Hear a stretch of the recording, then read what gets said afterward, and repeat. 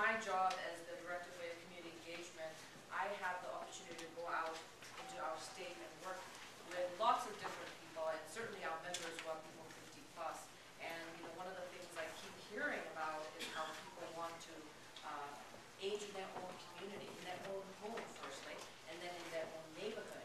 And the reality is that it's not really always an option. Our housing stock is not keeping up with what, and you heard that more eloquently from Ross Chapin, from Jordan this morning, about how the needs are changing in our community, and we're not.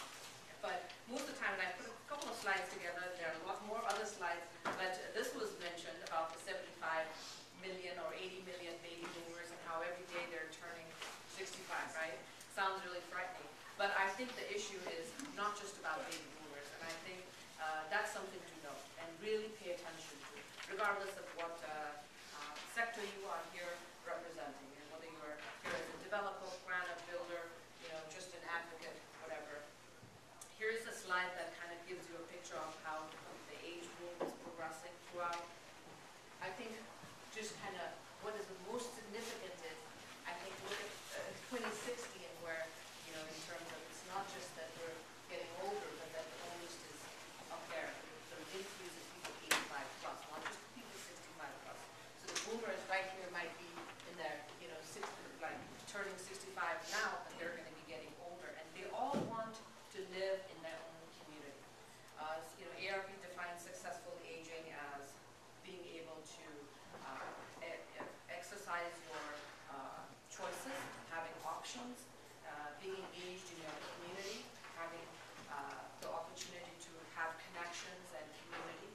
And I think that's something that we have the opportunity to really shape by looking at how we build, how we live and where we live. So if you haven't checked out this video, I encourage you to go to YouTube and Google The Big Idea in 4 Minutes.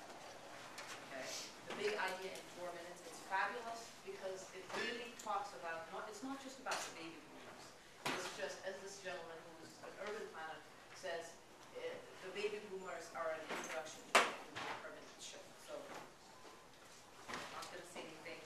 So all about change, and these folks are going to talk about it. So this is what I'm going to do. I'm going to decrease this. I was told how to do that. And I'm going to bring up Charles. Charles, is this yours? Okay. I might need help showing how to do this. Okay. So what we're going to do is I'm going to introduce to you our wonderful panel who will elaborate on some of the things I've laid out, but really are going to talk about all these things. You have the bios in your little book. You all pick it up, right? So I'm not going to read it, but all I'll say is Charles here. That's not what I'm seeing here. Can you help us?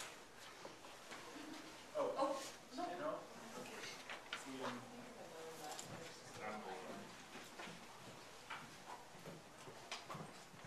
Okay, while Charles is doing that, you can listen to me. Charles is a research associate at the Population Research Center at the College of Urban and Public Affairs at PSU, and he's a demographer with lots of great experience, and he's done some great digging at data, and he's going to be telling you what he has learned. I'm going to read everybody's bio really honestly. The next person who's going to speak is Alan Delatorre.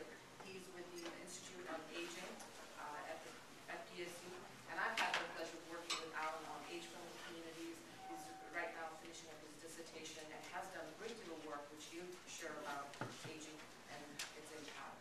And then we have Brianna Bowen, who's from Seattle, and she's with Element Architects, and she's done all sorts of work on urban design and planning, and has very interesting information to share, especially about the demographics that I'm not as familiar about, but I'm very excited to learn about.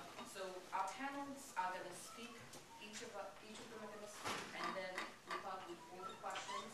And I have some prepared questions, but I think really what we want is to hear from you after the panel is done. So with that, Charles, you're in charge. I will be inspired. Tom Dunn said I had a lot of experience. I don't have a lot of experience with Macs, so if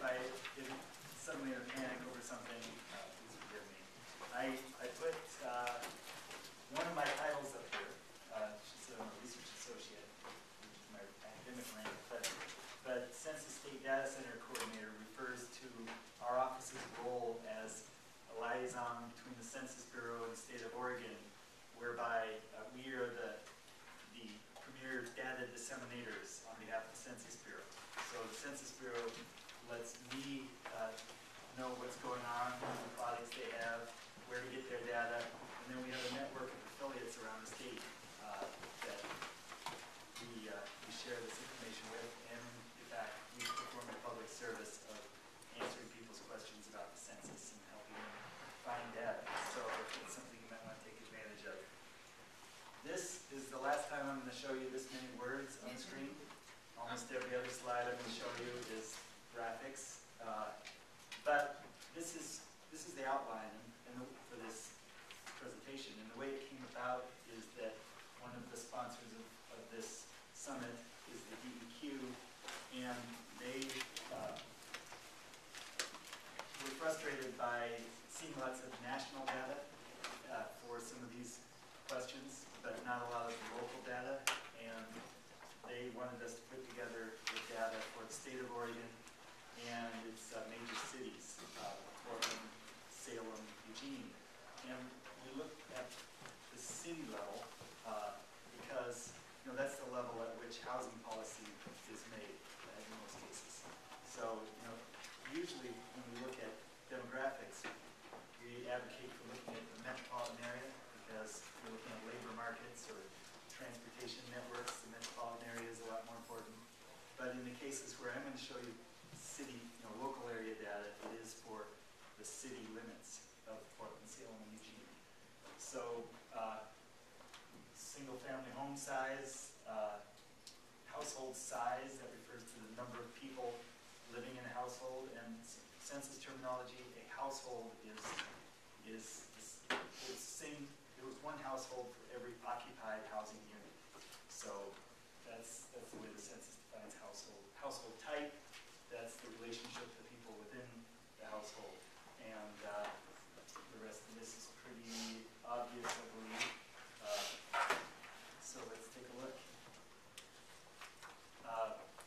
This is from the American Housing Survey, which is something that Census Bureau does on behalf of HUD. And they do it every other year for the nation. And so I put together every 4 years, and they ask questions about new housing constructed within the past 4 years. So I looked at that result, what's the median square footage of houses built in the last 4 years. And you can see it going up from the 80s, pretty steady in the 90s, and up during the housing boom of the 2000s. The 2011 data just came out a few days ago, and we can see it starting to head down from over 2,300 feet to 2,200 feet. And they do also periodically they oversample metropolitan areas so that they have a big enough sample to be able to report data for local metro areas. And unfortunately, they haven't done a Portland metro area sample since 2002. And despite what I told you, this data is the metro area. The good news is they are including 29 metro areas in the 2011 sample. So we should be getting data for Portland any day now from the American Housing Survey. And you can see that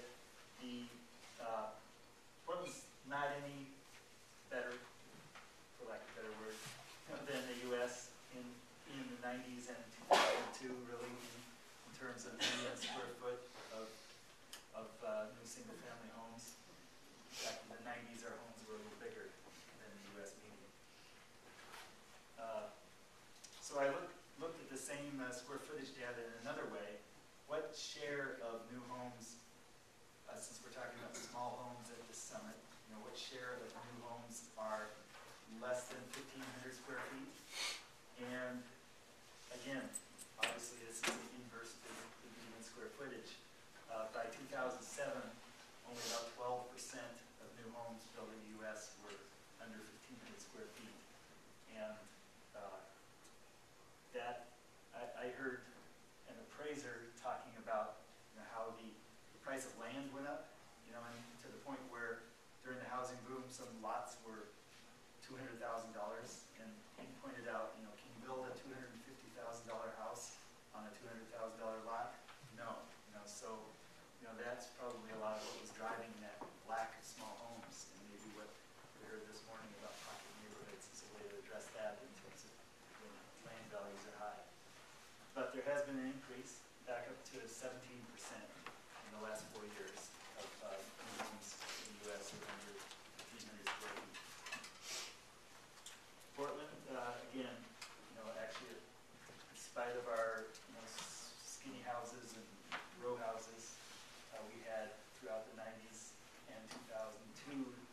fewer small houses in the Portland metro area.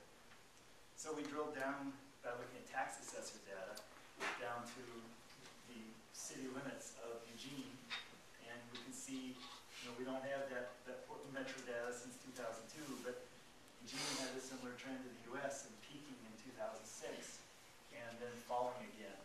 And big difference, over 2,400 square foot median in 2006 and less than 2,000 square feet now. Salem, we've got the median in red and the average in blue, and again, they peaked in 2006. Even more dramatic now. Their last 3 years, their median square footage of new houses has been under 1,800 square feet. Portland metro area, City of Portland, right? City of Portland, not so dramatically different, and yes, it did peak in 06, 07, but that was also a period when we did have lots of infill with small row houses, part of that market. So maybe that makes us a little different than Eugene and Salem. Us including Portland. I'm a Portlander. So next, household size. And this is also average number of persons per household. DEQ wanted to go way back to 1960 and look at long-term trends for as many things as possible. And in the state, we had over 3 people per household in 1960, and now we're down to below 2.5. So a big decline between 60 and 80 as the baby boomers grew up and moved out of their families' houses. And divorce rates went up. Since 80, most places have continued to drop, but not nearly as much as they did in the 60s and 70s. Then another great thing that we can get from census data is the share of households that are paying more than 30% of their income on housing costs. So these are owners and renters combined. And in the 80s and 90s, there were fewer than 30% of Americans and Oregonians households that were under this housing cost burden, paying more than 30% of their housing cost. But since then, obviously that cost burden has grown, and Oregon has outpaced the United States in terms of having more households that are paying more of their income for housing than the national average. So, just a break from the pictures and back to some text. So far we've seen, over the long term, except for the last few years, houses have been getting bigger, households have been getting smaller, people have been paying more for housing, and I'm not editorializing a lot here. Kind of my role is just to throw the facts out there, but this is my one editorial comment. Is this sustainable? So let's look at a few more things. Household type, and what this is, in the census, you're either in a family household, which is 2 or more related people in the house, and any other people, even if they're not related, but have to be at least 2 or more people related by blood, marriage, or adoption. And that number of family households that are married with children has barely changed, even as Oregon's population has grown. And you can see the dark blue is other family households. So this might be a single parent with a child, or married couple without children under age 18, and that has grown, as well as the other 2 categories, people living alone, and then the lighter blue is other non-family households besides people. So that's 2 or more people, but nobody's related. And just quickly, I've got the same slides for City of Eugene, City of Salem, and City of Portland. And you can see actually the number of non-family households dropping through the 60s and 70s in Portland. And probably the only reason it increased between 2000 is because of annexation. So this isn't quite apples to apples when we're showing Portland, because it's Portland's, city of Portland's footprint is nearly twice as big now as it was in 1960. It has a lot more land area and more, so that muddles some of the trends a bit. But big increases again in living alone and in other non-family households in Portland. So there's that bottom little green bit of columns on the bottom of those last four charts, kind of highlighted as a share of all households. And in the state of Oregon, married couples with children under 18 were about 43% of all households in 1960, and now they're down below 20%, and closer to 15% in the city of Portland. Next trend, homeownership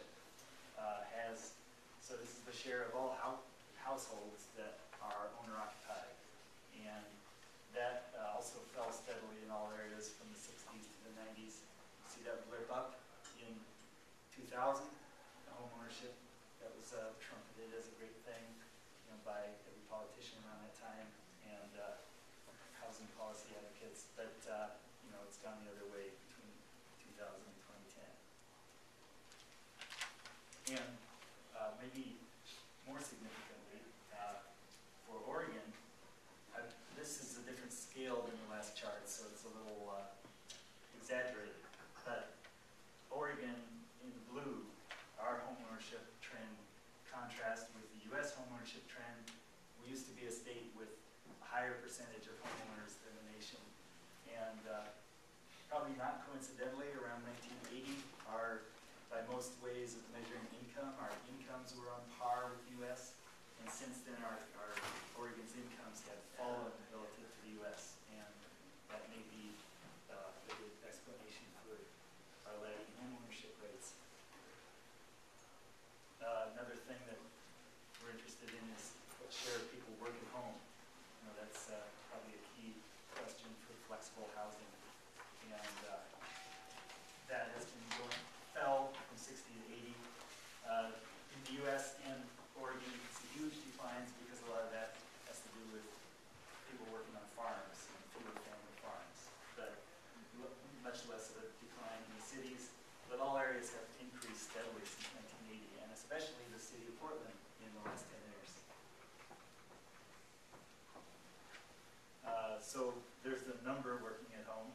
The last one was the share of all workers in Oregon, Eugene, Salem, and Portland. Nearly 20,000 people living in the city of Portland working at home. Multi-generational households. Now this is national data. Population living in multi-generational households is as high as it has been probably ever, since our population was much smaller back then. And the share bottomed out in 1980 and now has risen steadily since then. And especially, you can see, this must be annual data here from the Pew Research Center analyzing census data. You can see that sharp tick up in the last few years. And among young adults, beyond the boomers, but here's the 25 to 34-year-olds, nearly 22% of adults 25 to 34 are living in a multi-generational home, and that outpaces the overall population. And you can see where those lines diverged since 2000. The share was pretty similar, but now it's more prevalent for young people to be, young adults to be living in multi-generational households. That is, living with their parents, because we know that's a trend that's occurred. So, one person, two person, and three or more person households. That way back in 1960, there were only about 1 out of every 6 households was a person living alone. And we can see how that pie, that slice of the pie has grown since 1960, 70, 80. Kept growing for 90, a little bit more in 2000, 2010, and 2020, I took the forecast age distribution for 2020 and applied the rates of household formation and the likelihood of living alone. And because of our aging population, you know, there is a continued increase forecast for 2020 in the share of one-person households. And in fact, it doesn't look like a big increase from 27% to 28%, but because that is growing faster than total households, I also calculated using those same figures that about 35% of Oregon's additional households between 2010 and 2020 will be one-person households. And that is kind of a net figure. Finally, another question was where within the city of Portland and Oregon is population increase going to occur? And Metro is just about to come out with their latest round of forecasts that they use in transportation modeling, and they have allocated their region-wide forecast down to CASs for transportation modeling, and they're showing, you know, based on, it says here, this, well, I can't read it, but the disclaimer is, this doesn't reflect policy. It's for research purposes only. But basically, they got feedback from cities about where their residential capacity was, both for infill and for vacant land. And that's what they use to allocate their regional forecast. So zooming in a little bit on the city of Portland, you can see some familiar places if you're familiar with Portland, like the Central City, Lloyd Center area, Interstate Avenue Corridor, Gateway, Hollywood. You know, these are places that have been identified for additional housing capacity, South Waterfront. And statewide, this is kind of, probably could have showed the same map for the last 25 years and it would look just the same. You know, it's kind of hard to model surprises, but this is the latest unofficial forecast from the state office that does revenue, and shows the big counties continuing to add the most people. So finally, you know, a few places you can go to get the data. You probably can't read these URLs, but here's a very complicated tool the Census Bureau has, hard to use but very powerful at Fact Finder, factfinder2.census.gov. The American Housing Survey that's coming out right now, there's tables at census.gov/housing/AHS. There's HUDuser.org with lots of good housing data. There is PRB.org, Population Reference Bureau, and there's a great publication that just came out, Household Change in the United States, that might give you some explanation for some of the trends that I just showed. It's at PRB.org, right on the homepage. PewSocialTrends.org. They always have good stuff, like this little thing that happened to be on their homepage yesterday. 51% of adults 18 and older are married today, compared with 72% in 1960. And our website, pdx.edu/PRC, if you click on where it says Oregon Census State Data Center in the banner, you can click here, Census 2010 data for Oregon, and get some of this housing data for every city and county in Oregon, and we're comparing 2000 and 2010, which is something I don't think you can get anywhere else, including the Census Bureau's website. So thanks very much, and we'll hear from Alan. Yes.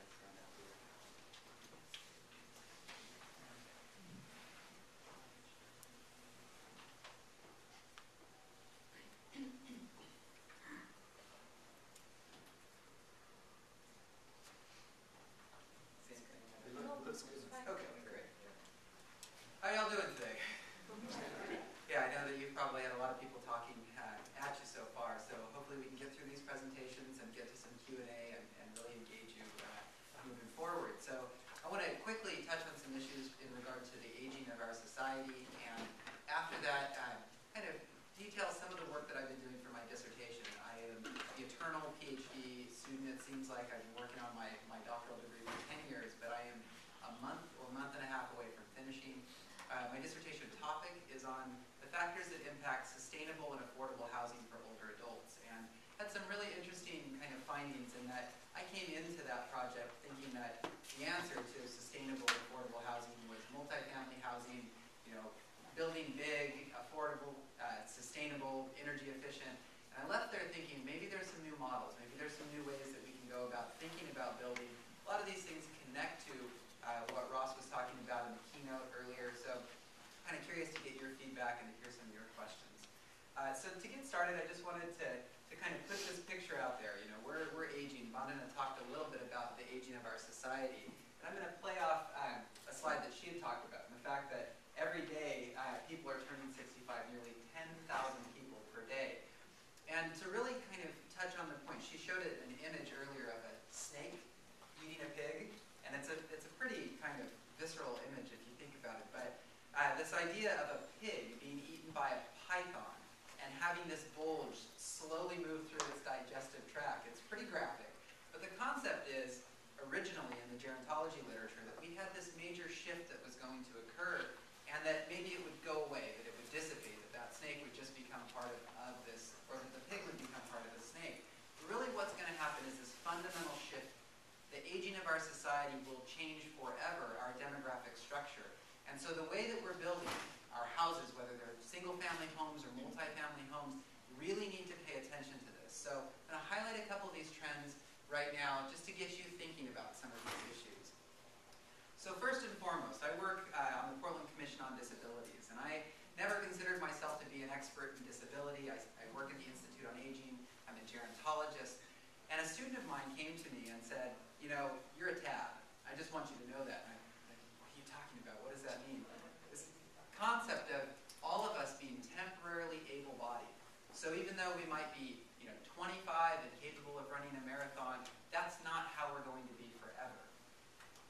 The second kind of thought is that along with those kind of that reality that we're not always going to be what we were at one point in our life, we need to start accepting the fact that we're going to have changes. And so I'm highlighting this breast spray that you can all go out and purchase because we're a death-denying culture.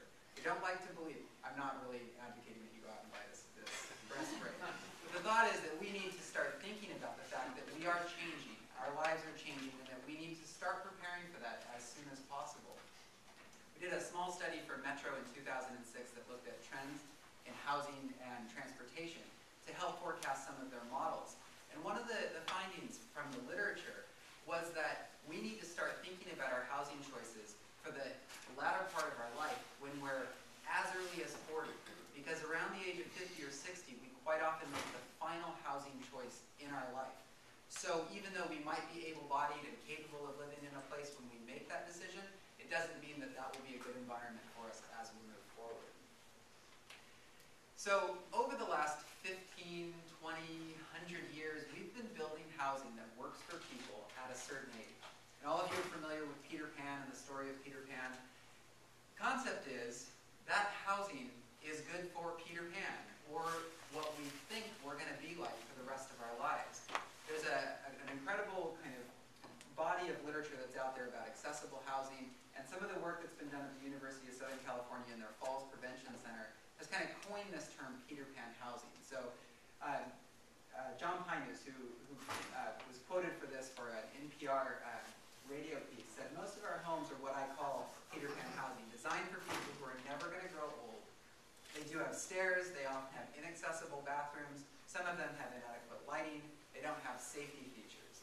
And so, you know, when we were building homes post-World War II, where our suburbs were being developed, that was connected to automobiles. We were not thinking about walkability, transit wasn't as in the front of our mind, connecting places together, blending uses, whether they're commercial, housing. These things were not in the front of our design and development minds. And so moving forward, I'm urging everybody here to start thinking about that. So what do people want? AARP has been great at tapping into older adults and what they're looking for and what they actually have. So we know a few things. We know that 83% Americans 45 and older own their own homes. The majority of people live in homes and apartments in the United States, and single-family homes are one of those preferences. Second, 83% of those 45 plus say they strongly or somewhat agree that they would like to remain in their current residence for as long as possible. This is known as aging in place, and I would encourage you to think about aging in place perhaps as being more about aging in community, so not just the home that you're in. So if we target our policies and our efforts just to age in a home, we might be missing the kind of entire picture. And quite often, an individual's home might not be the most appropriate for them, but they like the familiarity with their community. They like to know how to get to the grocery store, who they can borrow a cup of sugar from. And so aging in community and understanding what the continuum of housing options are in a particular area becomes important for us if we're creating sustainable communities for all ages. The last piece has to do with services, and we know that people would prefer to receive services to stay in their home rather than going to a place where they would receive services. And I'm going to make a plug real quick for Village PDX. I've got a couple people in the audience here who are connected to this effort.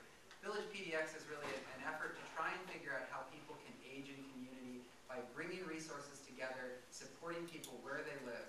And it's a real, it's spreading, this concept is spreading from starting kind of on the East Coast in Boston, and it's now all over the United States. And this is allowing people to stay in their home and thrive within their community rather than having to move to a new home or a facility such as a long-term care, assisted living, or something along those lines. So a little bit about perception versus reality. There was a 2003 report done by AARP that's really important to kind of look at. So we know that there's a disconnect between what people say they want and what they do or anticipate doing. So almost all respondents who reported or who were interviewed in this report said that they would be able to stay in their current homes for the rest of their life, but only about half anticipated that they would need to make changes to their home. This is a bit of a disconnect between what they thought and the reality of their situation.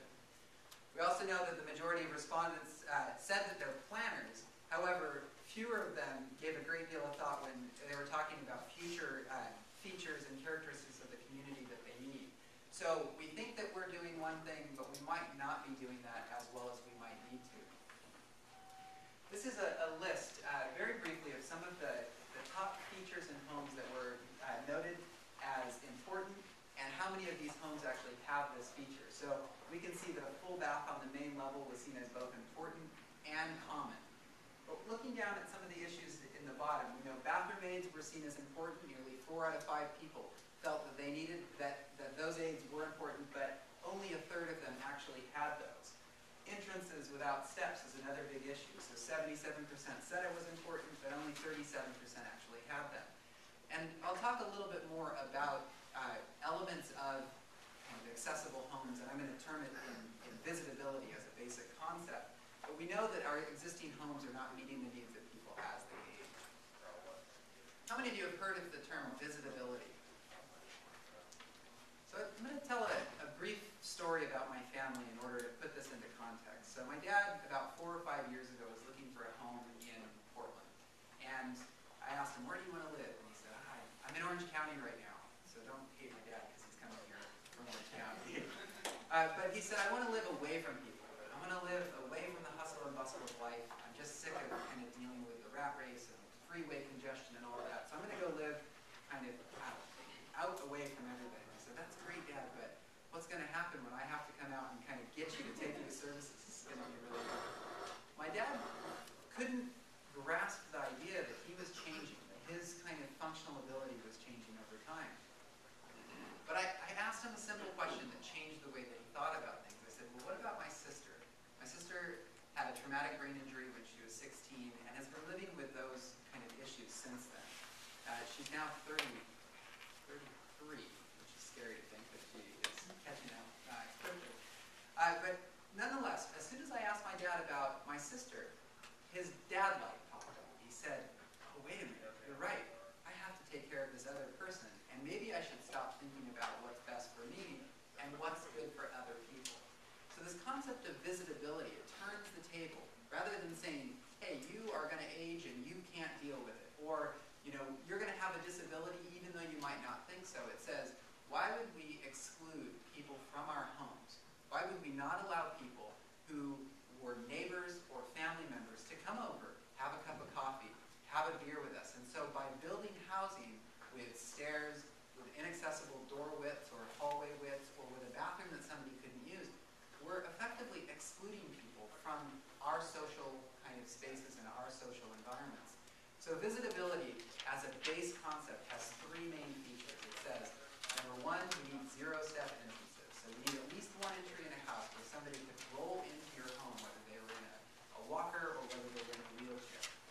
2, we need a door width of at least 32 inches and hallway width of at least 36 inches, because that'll give us enough space for people to get in and around our home. And the third basic feature is that you need at least one half bathroom for people to come over and use. So it's a simple concept. Let's just create places that work for people to be in those areas. Here are a couple of examples of visitability, and so on the left you've got it meets compliance of the 20:1 kind of slope standards for getting into a home. On the right you've got a bathroom that has a sink that can be rolled under. You've got a grab bar that you can use as well to get onto the bathroom, into the shower. This is a full bathroom, and so visitability just calls for a half bathroom, so no shower would be needed. There's a couple of cost-effective kind of comparisons. So if you're doing a zero-step entrance with new construction, it's around $200. Retrofitting is about $3,300. Widening interior doors costs about $50 more up at the front end and $700 on the back end. So there's substantial kind of cost savings if we're implementing these at the beginning of the design and construction processes. This is a chart quickly showing the rise in visitability programs that are going on in the United States, and if you were to extend out beyond 2007, you would see that there's substantial growth that's continuing to happen. I'm not going to touch too much on ADUs because I've got a few minutes left, but in general, we know that accessory dwelling units may be an option for moving forward in the future. There was some research that was done about ADUs in Seattle, and we knew that a lot of these were being built either as those carriage houses above garages, in basements, places that were inaccessible for folks. And so there are some questions that we've got in place now to say, if we're doing ADU development in the future, why don't we implement things like visitability standards or simple things that might work for people across the lifespan? Also want to encourage the concept of adaptable housing, and so understanding that during early design stages, doing things like putting blocking in walls to allow for the installation of grab bars in the future are a really important small detail that we can put in place that doesn't, it'll save us redevelopment costs in the future.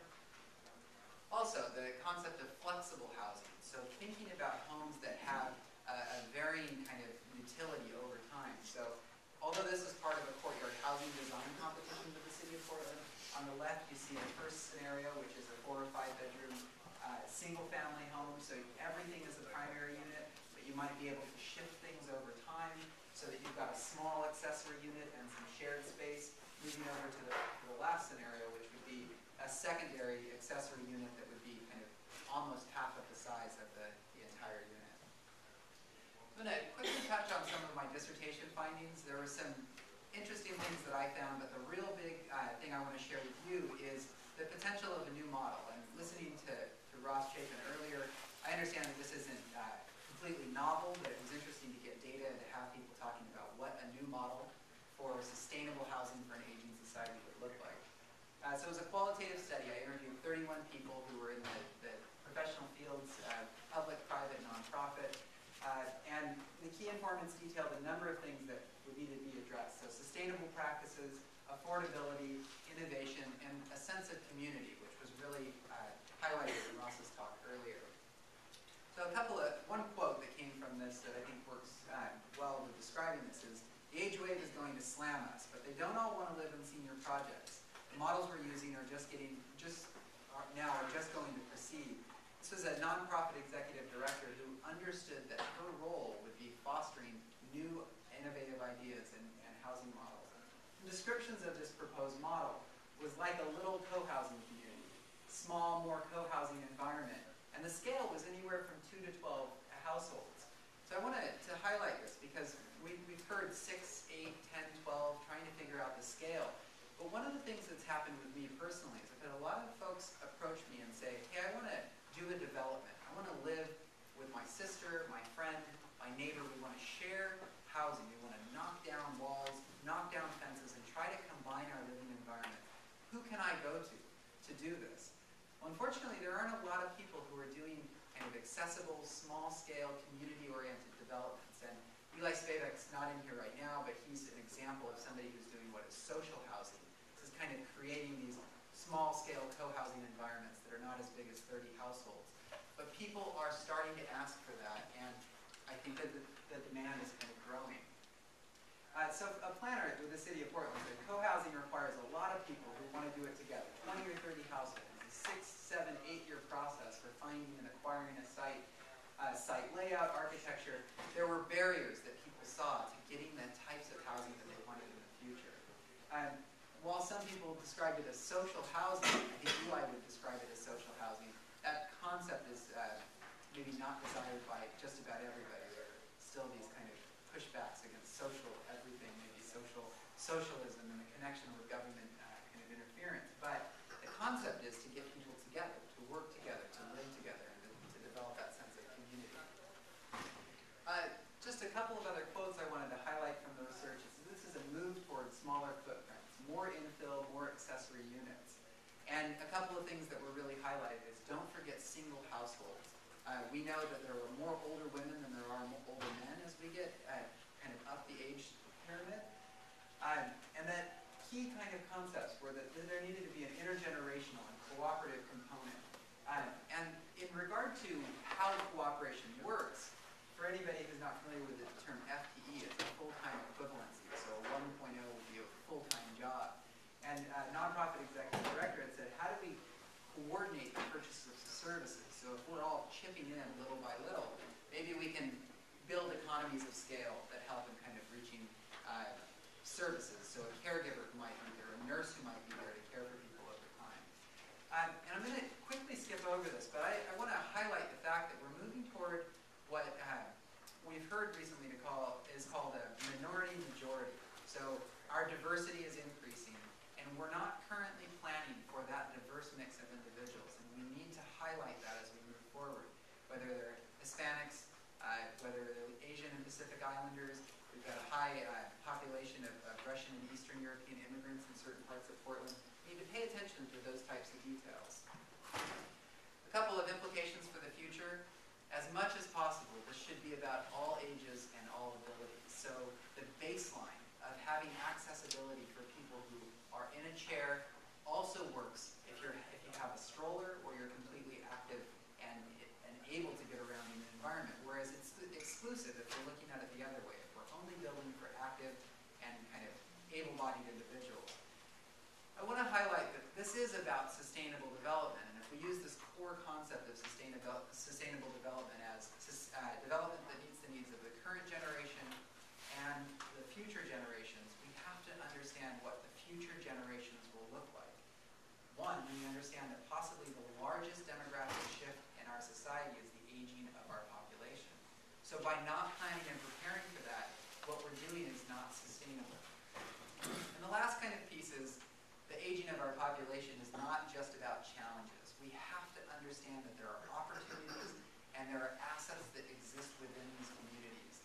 So how do we tap into those assets and how do we move forward in really connecting people who are resources and have new and innovative ideas as we move forward with housing this population. So I am done, and we'll wait for questions a little bit later. Yeah, and let me stop craning your neck for a little bit.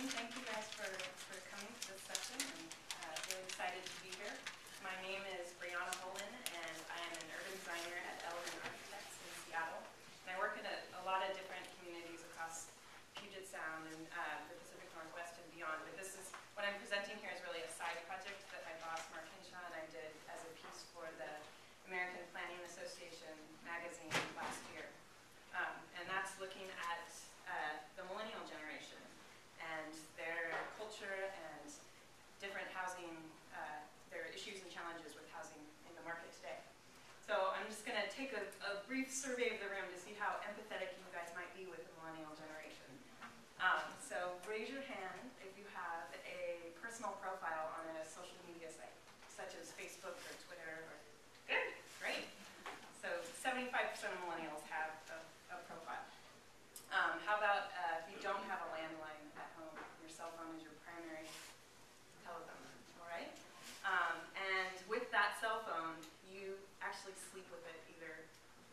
head next to you or really close to your head?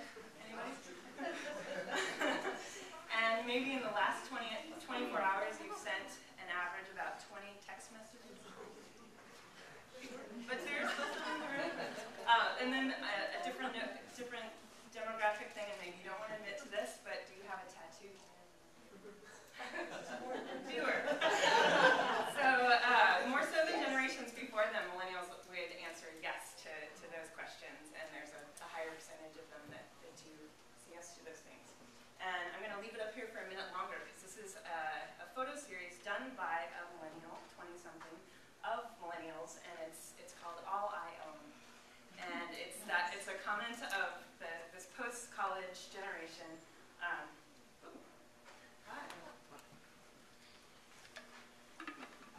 guess it likes to go to sleep. I'll try to move it a little bit more.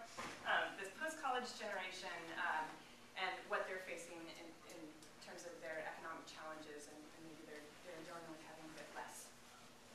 So who is the millennial generation? The Pew Research Group describes them as being confident. This is the generation that was given a trophy just for showing up. They have a good relationship with their parents, and they're very self-assured. They're connected, as we were talking about their connection to technology. They're actually more involved with their community and have kind of a pulse of what's going on locally and nationally and internationally. And they're open to change. This group tends to identify with being more progressive. They are more tolerant of different lifestyles, and they're also a lot more racially diverse as a group. They really work to live as opposed to the opposite. They prefer living in social urban environments, and really value experience and quality over quantity. So let's look at what. So how much of the population do they make up? And we've talked a lot about baby boomers, but they're actually edging out the baby boomers in terms of their portion of the population. They're 78 million strong, and so they really do command a lot of attention in terms of what's happening with the housing market, and especially as they age through it. So let's look at the millennials and kind of implications of their housing options. They do delay marriage for an average of 5 years, and they also delay having children. And these two life choices do not necessarily coincide. As we've been talking, they are definitely part of that choosing to live alone household. They are that green line there that is kind of edging out that Gen X generation that has maybe less single occupancy households. So they definitely fit within that demographic shift. And they're also making different life choices. They're choosing to drive less. 35 years ago, 17-year-olds, 3/4 of 17-year-olds would have a driver's license in hand as soon as they were able to drive. And in more recent years, that's less than half of the 17-year-olds. And when they do drive, they're tending to drive less. So there's actually a 23% decline of vehicle miles traveled for drivers under the age of 34, and that's because they're choosing alternative modes of transportation, such as walking and biking and taking transit, and choosing to live in more close-in, walkable neighborhoods where those modes are taken care of. So that is a definite choice decision. And I find it really interesting that as I was listing off the alternative modes of transportation, that walking is actually considered an alternative mode. Something's wrong with our vocabulary. And maybe they choose to walk and bike because they are broke. They can't really afford a car. This generation, as our keynote speaker was talking about, are getting out of school really saddled with a lot of debt, and it's an average of $27,000 of student loan debt and $13,000 of credit card debt. So that's 40 grand that they're in the hole just out of the gates, and entering into a job market that really can't support them. Those high-paying tech jobs that they were promised just aren't there in the numbers that they are. So they are diversifying and having multiple jobs and taking service sector jobs, but also really epitomizing the Richard Florida's great definition of the creative class and being very entrepreneurial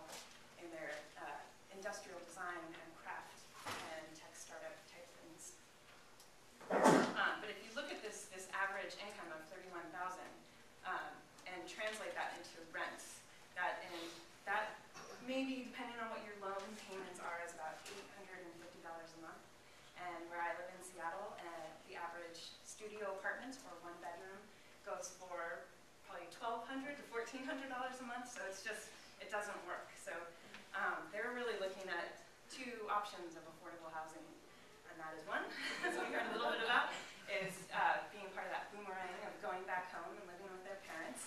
And while this does work for some amount of time, it's definitely not a sustainable thing for either the parents or that adult child. Or the other option is to kind of continue on in this sort of college living and having roommates.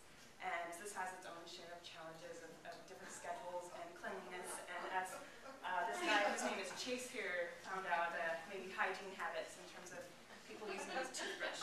Right?